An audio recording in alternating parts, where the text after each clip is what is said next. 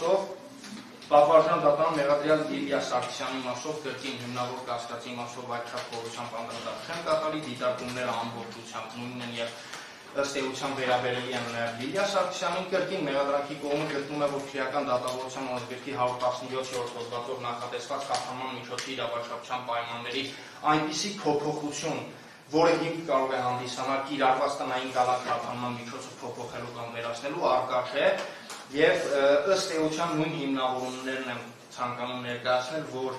մեղադրական եզրակացության բարույթի նյութերը դատարանին հանձնելը ինքնին չի կարող խափանման միջոցի փոփոխության հանգեցնող իրավաչափչական պայմանի փոփոխություն ըստ էության դիտարկվել։ Կրկին գտնում ենք, որ ազատության մեջ գտնվելու պայմաններում մեղադրյալ Լիլիա Սարգսյանը հնարավոր է չկատարի քրեական դատավորության օրենսգրքով, ինչպես նաև դատարանի որոշմամբ իր վրա դրված պարտականությունները, որը կարող է դրսևորվել ինչպես քրեական դատավորությանը մասնակցող անձանց վրա ապօրինի ազդեցություն գործադրելու, այնպես էլ պատվարժան դատարան ապացուցման գործընթացին միջամտելու եղանակներով։ Այս մասով պատվարժան դատարան կարծում ենք, որ պետք է հաշվի առնվի կրկին անձի քրեական դատավորությանը մասնակցող այլ անձանց հետ հարաբերությունները, շփման առկայությունը, նախկինում կրկին անձնական, ինչպես նաև այլ բնույթի հարաբերություններ ունենալու հանգամանքը։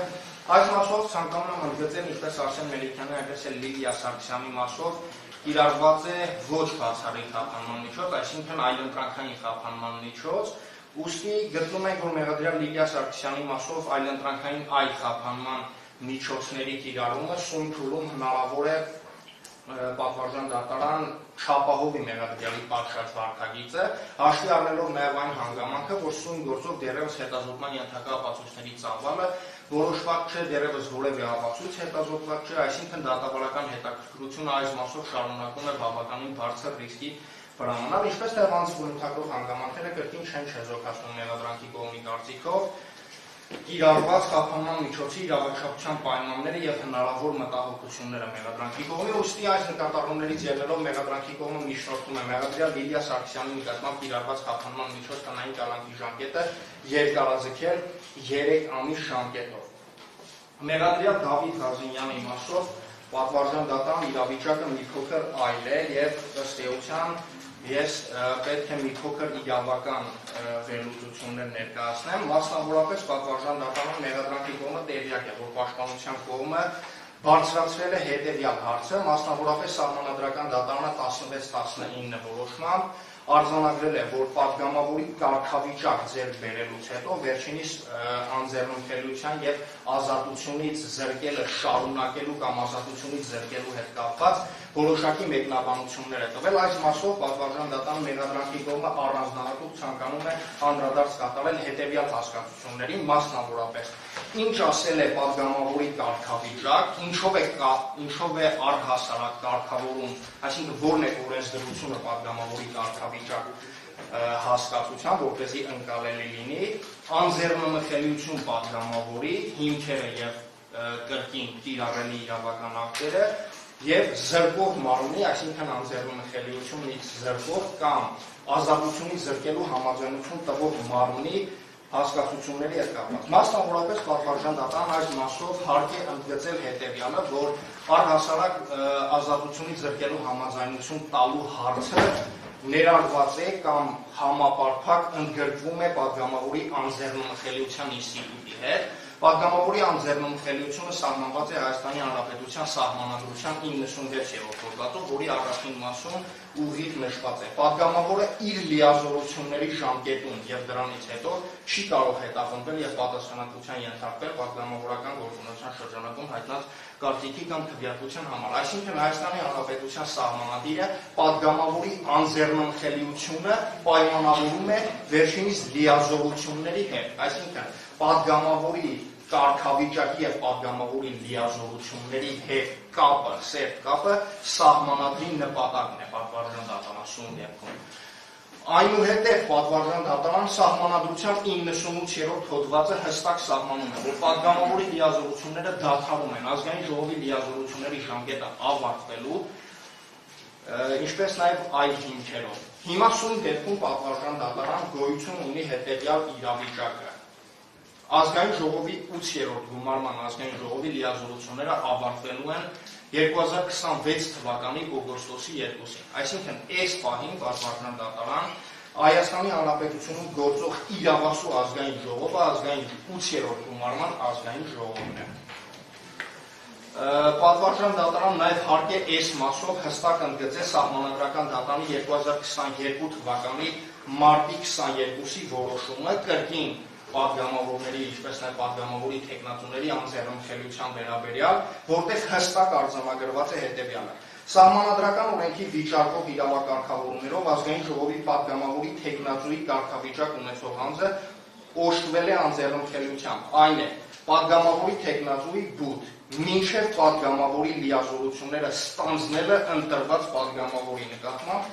քրեական հետապնդում կարող է հարուցել միայն կենտրոնական ընտրական հանձնաժողովի համաձայնությամբ։ Կարևոր է, որ Սահմանադրական դատարանը նաև բացահայտել է Պատվարժան դատարան սահմանադրի նպատակը, ինչպես նաև օրենսդրի նպատակը։ Նշված է հետևյալը, որ օրենսդրի կողմից պատգամավորի թեկնածուի կարգավիճակ ունեցող անձանց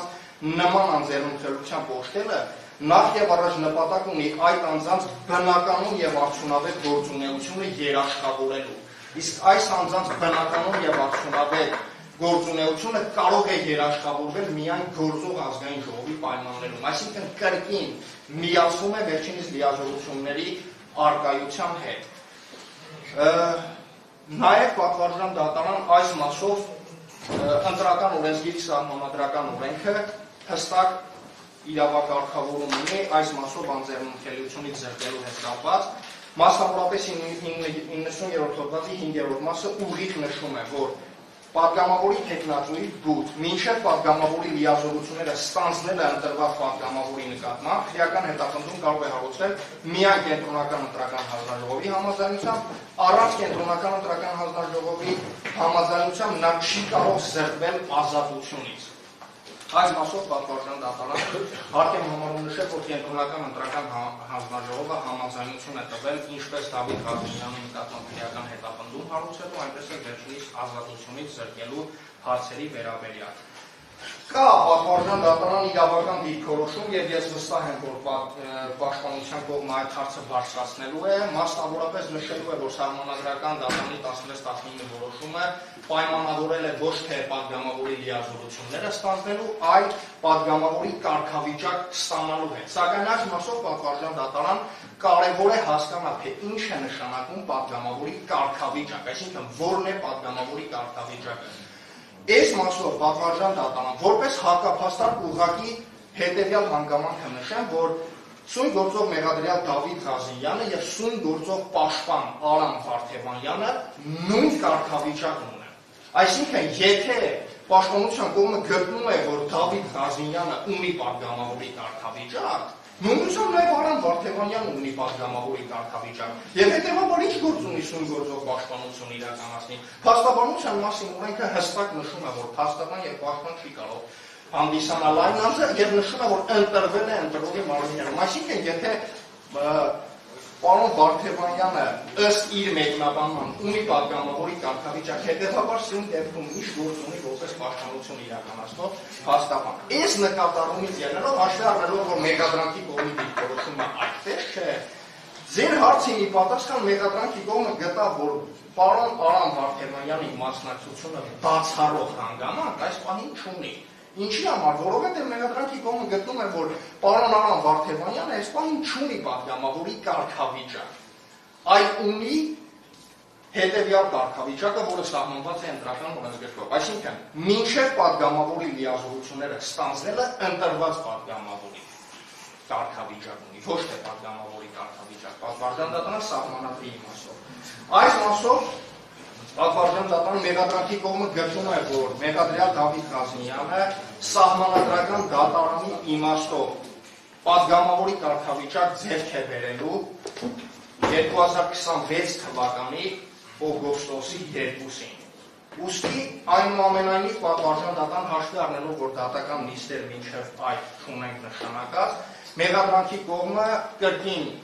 հարկ է համարում անդրադարձ կատարել մեղադրյալ Դավիթ Ղազարյանի նկատմամբ կիրառվող արդեն խախտման միջոցի իրավաչափության պայմաններին եւ հիմքերին արդեն քրեական դատավորության օրենսգրքի տրամաբանության մեջ, այսինքն այն հարցը, որ անհապաղ քննարկման ենթակա է այս պահին եւ ըստ էության այս պահին անազատության մեջ է պահվում օրենսդրությամբ սահմանված ինչպես նաև սահմանադրական դատանի կարգավորումներին հակառակ տրամաբանության մեջ մեղադրանքի կողմը չի կիսում այդ կարծիքը եւ գտնում է, որ դա իրավական հիմնավորում չունի։ Պատվարժան դատարան կրկին հիմնավոր կասկածին այդքան խորությամբ անդրադարձ չեմ դատարի, ինչպես հակակոռուպցիոն դատարանը, այնպես էլ վերաքննիչ հակակոռուպցիոն դատարանը հաստատել է մեղադրյալ Դավիթ Ղազնյանի առնչությունը իրեն մեկսագրված արարքին, ինչպես նաև դեպքի համապատասխանությունը քրեական օրենսգրքով նախատեսված հանցագործի հատկանիշներին։ Մեղադրանքի կողմը գտնում է, որ ըստ էության պատվարժան դատարան հաշվի առնելով, որ օգոստոսի 2-ից մեղադրյալ Դավիթ Ղազնյանը ձեռք է բերելու պատգամավորի կարգավիճակ, ուստի այդ ժամանակից ելնելով է, որ արդեն ազգային ժողովի համաձայնությունն է անհրաժեշտ, այսինքն անձեռնմխելիությունից զրկելու անհրաժեշտություն սահմանադրական դատանի 16-19 որոշման առկա է լինելու, ուստի այս հիմնավորումներից ելնելով մեղադրանքի կողմը միջնորդում է մեղադրյալ Դավիթ Ղազնյանի նկատմամբ կիրառված կալանք խափանման միջոցը փոփոխել, որպես խափանման միջոց կիրառել գրավը 1 միլիարդ դրամի չափով վարչական հսկողությունը եւ բացակայելու արգելքը համարցված։ Վարչական հսկողության սահմանափակումների վերաբերյալ մեղադրանքի կողմը գտնում է, որ կիրառելի է քրեական դատավորությանը մասնակցող անձանց հետ սահմանափակման անհրաժեշտություն, ինչպես նաև վարչական հսկողության համապատասխան վերահսկողության էլեկտրոնային միջոցների կիրառման։ Ըստ էության այսքանը պատվարժան դատարան, շնորհակալություն։